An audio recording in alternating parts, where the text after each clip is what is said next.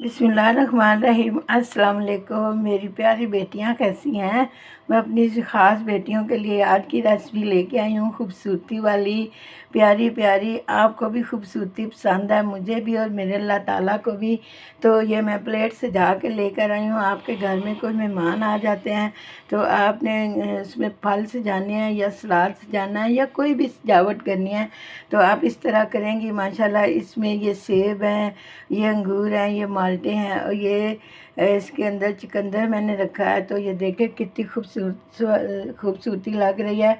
तो आप जब इस तरह की कोई खूबसूरत प्लेट सजाएंगी तो मेहमानों के आगे सर्व करेंगी तो वो बहुत खुश हो जाएंगे, कहेंगे हमारी बेटी तो बहुत सलीकामंद है, बहुत सलीका शार है।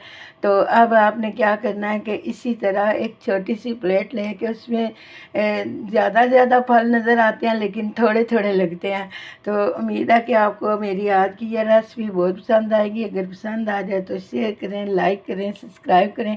अपनी दुआओं में याद रखें। अल्लाह हाफिज़।